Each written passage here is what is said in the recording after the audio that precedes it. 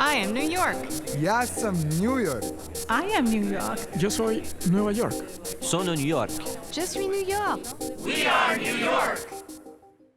Welcome to DiverseCITY, where we explore New York's eclectic enclaves, one neighborhood at a time. I'm Zyphus Lebrun. This month, we're here in Richmond Town, Staten Island, a community located in the Mid-Island section near Lighthouse Hill, New Dorp, and Oakwood. Neighborhoods we'll also be visiting on this episode. This area was originally known as Cocklestown because of the abundance of clam and oyster shells found in the nearby Fresh Kills River. Richmond Town got its name when the village, that is now preserved as the historic Richmond Town attraction, became the seat of power in Staten Island, or as it's otherwise known, Richmond County. This region was once dominated by farms until the mid-1960s, when there was a crush of new home construction. That construction led to an influx of people that doubled the island's population by the year 2000. Mid-Island is nestled between the more urbanized North Shore and the more affluent South Shore section. It accounts for the highest percent of Staten Island's jobs. On this episode, breaking traditions, helping a fast-growing immigrant population that's moving away from traditional enclaves. Sandy recovery, communities still struggling after the superstorm. And finding Shangri-La, major renovations ahead for the island's Tibetan Museum. Those stories and more coming up as we explore Richmond Town, Staten Island.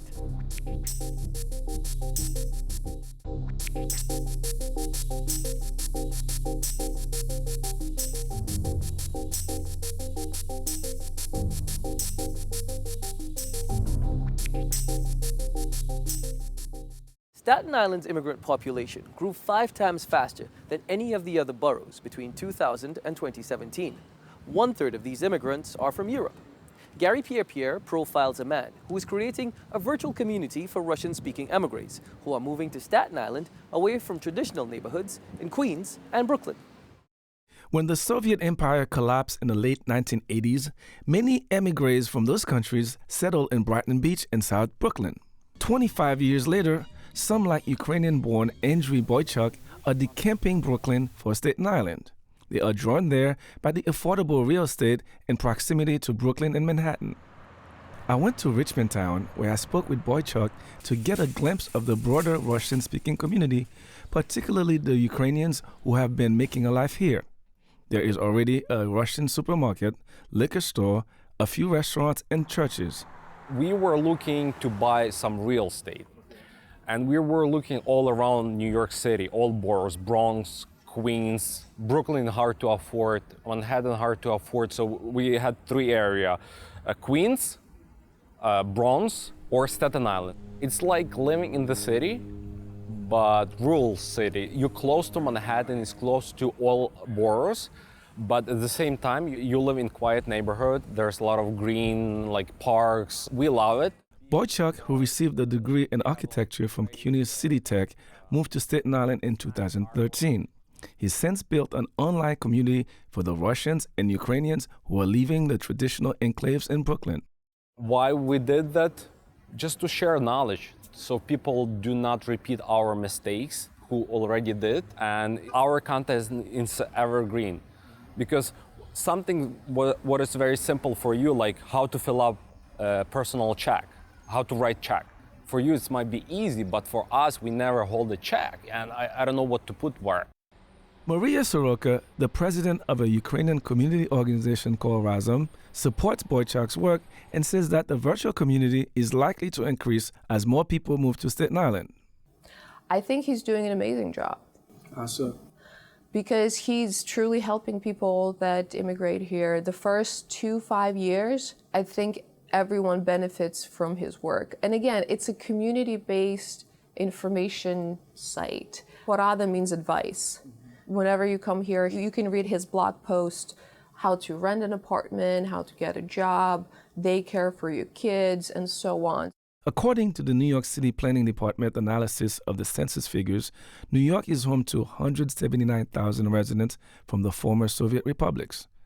There were more than 76,000 Russians and nearly 60,000 Ukrainians, many of whom are finding each other online. If you look online, the community is very visible. People find each other through Facebook groups. People find each other through different organizations that live online. And very often, they don't even meet in person. Many are optimistic that as the community grows, it will become more visible with signs in Russian and Ukrainian on storefronts and other businesses like in Brooklyn. My next goal, I'm not sure when I will achieve it, but I want to create something physical. Either physical cultural center, maybe start from some office and move, because we have on Manhattan, we have like national homes, we have restaurants, we have bars, but here it's like not very common. Probably like office is the next step, so people can come and see that you're real. For now, the Nexus revolves around browsing the internet for information and entering inside the pews and courtyard of the church. If you read about the history, all villages, all cities were created around churches. So like first like small church, then like some population like came to the church, they created like built the houses, then bigger. So all cities, villages were created around churches. So we have our Ukrainian church in relatively bad neighborhood, but still people go there every Sunday. We have like annual festival where people come from different states even. For DiverseCITY, I'm Gary Pierre.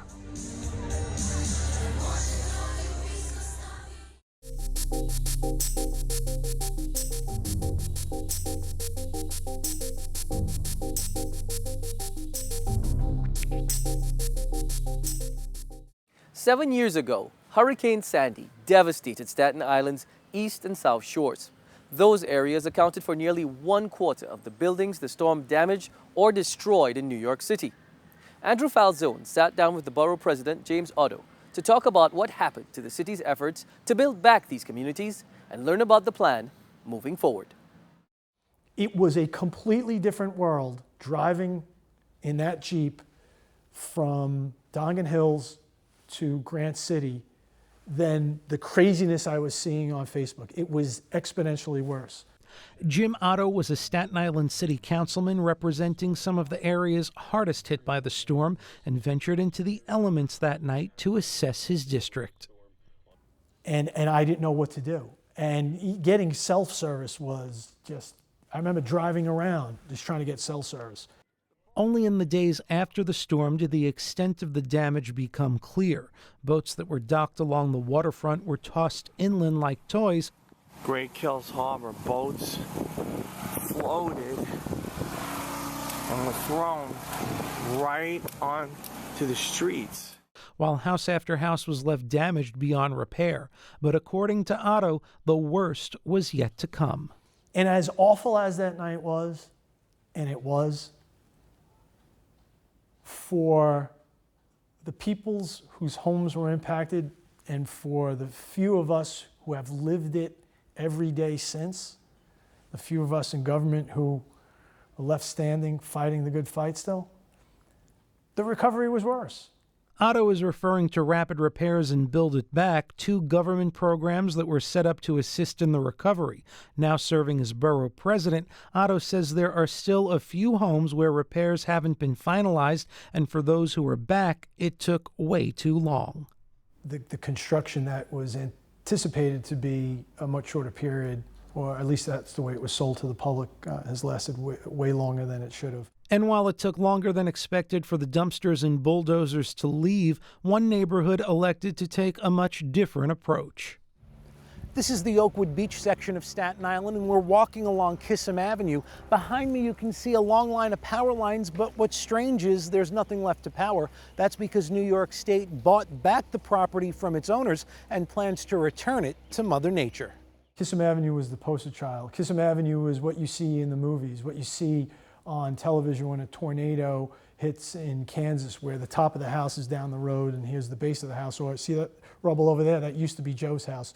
It's not there anymore. You drive down and you see literally only this brick staircase and no home. New York State paid Oakwood Beach homeowners a fair market value for their homes, and house after house was torn down. When it was done, Mother Nature was left with a blank canvas to reclaim what was hers all along, and with no community and no residents, there could be no victims if another superstorm hit. And we agreed that that was not a place for people to live. Let's cede that property back to Mother Nature, and we have, for the most part, overwhelmingly so. And since not all of Staten Island's shorefront communities jumped on the buyback bandwagon, Otto says it could cost taxpayers more in the long run. When push came to shove, you didn't get the critical mass of property owners to buy in. So if you drive in Ocean Breeze, it's not that sort of Mother Nature has taken it all back that you see on Kissam Avenue. You see house, you see empty lots, and then you see a house. That's a tough thing for municipal government. You still have to maintain those sewers, you still have to maintain those streets, you still have to police that area, but now you have many fewer folks, and it's not ideal. The Army Corps of Engineers has been enlisted to help defend Staten Island's eastern shore from future storms. An extensive seawall will line the coast from Fort Wadsworth to Great Kills Park. Not only will the mostly buried wall provide protection, but will give way to aesthetics and blend into the boardwalk and other recreation areas along the coast. But regardless of what the future holds for Staten Island, for Otto, the past is hard to forget. It was easily the most frustrating thing about now almost 30-year career in city government. I'm Andrew Falzone for Diversity on CUNY TV.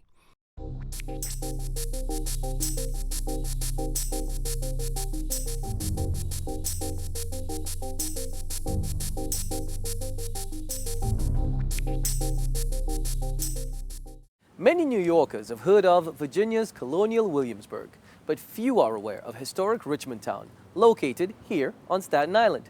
Judith Escalona tells us more about the living history village. I think historic Richmond Town is a hidden gem at the moment. It's very well known on Staten Island and possibly not as well known to the other boroughs. Jessica Phillips is the executive director of Historic Richmond Town. She says that about 100,000 visitors make their way to New York City's largest living history village annually. It's an exciting time to be at Historic Richmond Town because our annual attendance is increasing every year. The town sits on 100 acres with over 40 structures, some dating as far back as the 1660s. The Staten Island Historical Society sought to preserve these buildings, and by the 1950s, New York City acquired the land and called it Richmond Town Restoration. So Historic Richmond Town started out as a site for preservation, a building preservation, and it's kind of changed its access points and mission over the decades. And right now it interprets a living history. A living history that includes demonstrations of 18th and 19th century trades by historical interpreters, who are actors trained in specialized skills. This year we're offering open hearth cooking, which will also include baking. Our blacksmith is with us, and we'll have tinsmithing as well. Felicity Beal started as a tour guide at Historic Richmond Town 25 years ago. Now she heads their educational programming. One of the programs they offer is a week-long apprenticeship for children and teens. The sessions are led by interpreters like Carlotta DeFillo. They teach practical and real-world skills. They get to exercise common sense, which is pretty uncommon nowadays. Many kids live a risk-free and an adventure-free life. So here they learn that you stand a certain distance away from a fire.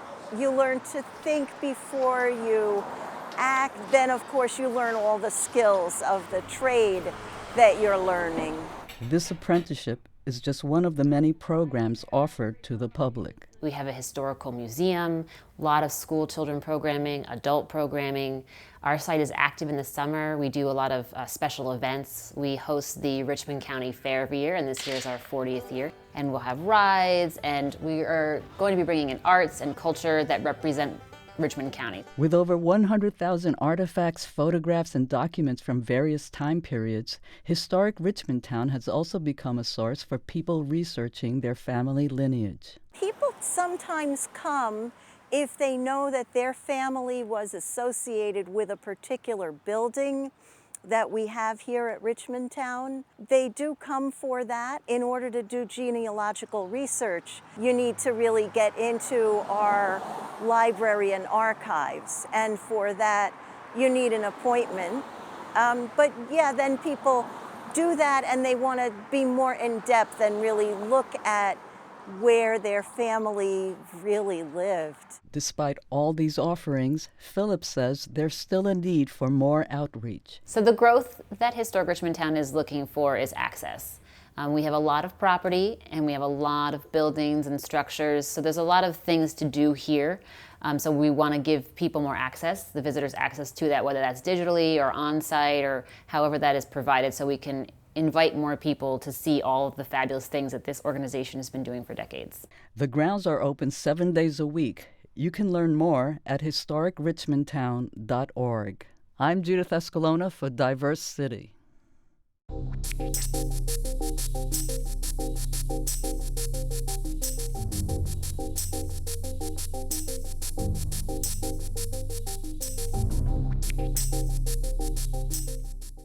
Just a few miles away from heavy traffic and shopping centers, hidden away amidst the quiet blocks on the hillside, sits the Jacques Marchais Museum of Tibetan Art. The 74-year-old museum is about to undergo a major renovation. The executive director tells us more in her own words.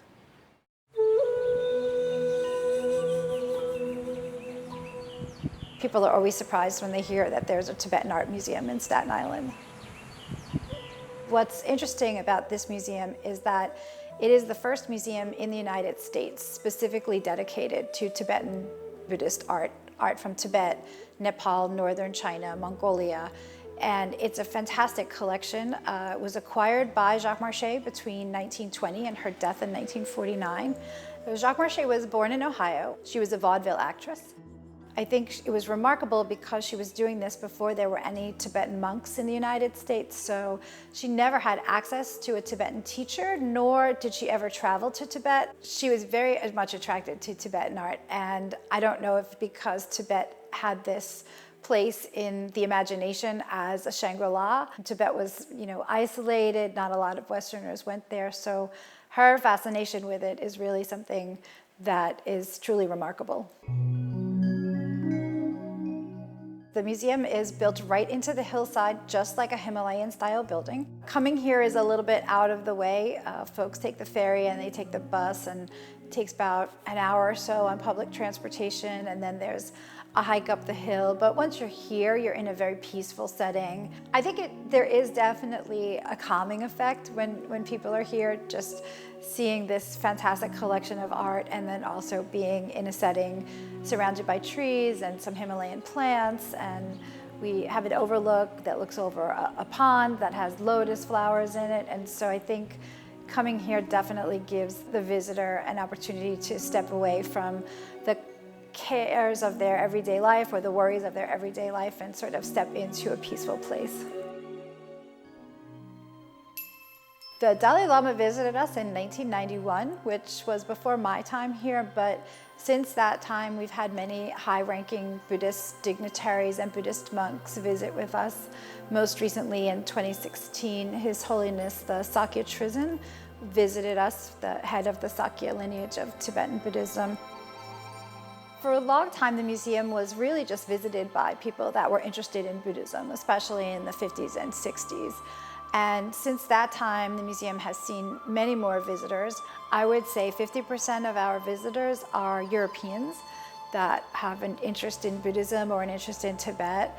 And then the other remaining visitors, maybe of that 50%, only 10% are Staten Islanders. So we always want more Staten Islanders to come here. And I think through outreach to the schools and to the libraries, we'll start to see an increase in more visitors from Staten Island. We're very happy because Jacques Marchais has received some of the recognition she deserves, and we had an honorary street renaming a few weeks ago. So Lighthouse Avenue has an honorary Jacques Marchais sign on Lighthouse Avenue to talk about her importance and her mark on the community. I've been here for 15 years as the director of the museum. I am a Staten Islander, and it was a great opportunity for me to work in my community and be a part of the great cultural offerings we have here in Staten Island.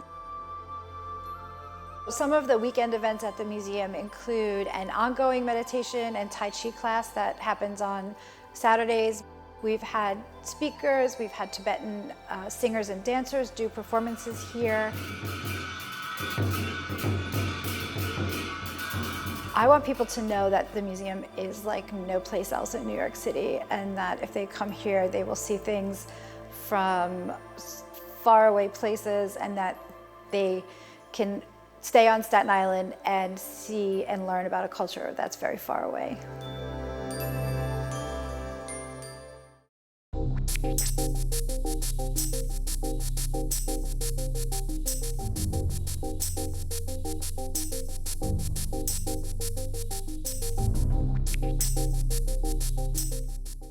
Finally, long before the likes of Jack Johnson and Muhammad Ali rocked the boxing world with their powerful punches and audacious affronts, there was a man who was born a slave in Staten Island and became a legend in London. His name was Bill Richmond, and now there's an effort afoot to etch his name into the annals of Staten Island's sporting history. I have done some programs about Bill Richmond in the community, and I'd like to do more to help him become better known. And I begin usually by saying that Bill Richmond has our name. We're the borough of Richmond, and that's important. Yeah. That's helpful. This Episcopal church, St. Andrew's, is a major linchpin that connects Bill Richmond's legend to Staten Island. Some historians believe that he may have been born here, but because he was enslaved, there are no records of his birth. Bill Richmond grew up in the household of the rector here, whose name was the Reverend Richard Charlton. We're not certain that he was born here, but he certainly was part of the household, and this rector was a slaveholder. We know that because in his will he bequeathed slaves to several relatives. Nick Dowan is a local history buff who learned about Bill Richmond several years ago. He's been pushing to popularize the bare-knuckle boxer's life story since then. It's a story of slavery, it's a story of rescue from slavery, it's a story of kindness. A British general and nobleman named Hugh Percy rescued Richmond from slavery in 1777, when he was believed to be about 13 years old. Percy had grown disgruntled with Britain's war with the U.S. and decided to go back to the mother country. No one is sure why he took Richmond to England. What is known is that he sent him to school and gave him an upwardly mobile apprenticeship. He ensured that Bill got an education and a trade, which was, for a black man in England at that time was very unusual. The majority of black citizens that were in England were very poor, were really struggling, were probably being illiterate and had very little education. So Bill was very fortunate. He learned to read and write. We've got receipts that confirm that Percy paid for his education as a youngster. And then he set him up as a cabinet maker, which was a highly prized apprentice trade. Luke Williams researched Richmond for nearly 10 years before publishing his book, Richmond Unchained. He says that Bill's discipline as an apprentice helped him as a fighter. Richmond stood as a chiseled giant amongst men in the ring, when he in fact was only average height. His 17-2 record was even more impressive because he was in his 40s, facing younger men in brutal bouts that would go on for hours. Today, you got your 3-minute rounds. In a bare-knuckle boxing, there wasn't any of that. It was until somebody was knocked down, the round would continue. And it was very, very popular. This age, probably the only two major organised sports within England are horse racing and bare-knuckle boxing. It was against this backdrop that Bill fought Tom Cribb, the man who would become England's heavyweight champion. Richmond was known for his ability to bob and weave in the ring and return thunderous punches, but Cribb proved to be too much for him. By all accounts, it was a fairly messy fight, a fairly unsatisfying fight in many ways. Bill utilised his defensive techniques, spent a lot of the time on the retreat, which the fans at the time didn't enjoy. I think Bill, it was sort of felt, number one, it hadn't been a great spectacle, and number two, Bill was quite an advanced age by now, that it would have been unlikely at that age for him to get another shot at the title. Richmond's shot at the title came through his protege, Tom Molyneux, an escaped American slave. Bill promoted 2 fights between Cribb and Molyneux, which were the biggest sporting spectacles at the time. They could be compared to the Rumble in the Jungle, where Muhammad Ali fought George Foreman. This was the point where all of Britain was aghast at the prospect that the championship might pass into black hands. This is 1810, 1811. That's the period where probably there was the most opposition towards Bill, particularly within the boxing establishment. Once there's no longer a danger that that's going to be taken away, I think people are able to focus upon the fact that Bill is an excellent boxer, an excellent trainer, a great conversationalist, a very, very witty man. Soon after that fight, Richmond fell upon hard times. Williams believes that this was linked to him taking a few side bets on the event. It seems like he never becomes homeless or completely destitute, but he's definitely struggling when he dies, and which I think is very, very sad given everything that he'd achieved. And after his death, they're making collections for his family who are said to be, in distress and in difficulty and so on. So unfortunately, it's a little bit of a sad ending to his story. Despite that sad ending, Williams says he's happy to have disproved one part of the Bill Richmond myth. Some historians believe that Bill was the black man pictured here, hanging Nathan Hale, the famous American spy from the Revolutionary War. Williams says Bill couldn't be the man pictured because he was already in England at the time. It seems that the person that was the hangman was a black man, and his name was Richmond. But I have a newspaper report from around about the time that's talking about this particular Richmond, the hangman, being a runaway, and that he's somewhere in America. And at that point, Bill Richmond is over in England. With that potential blemish removed, the effort is now on to ensure that Richmond's reputation is remembered in some way on these grounds.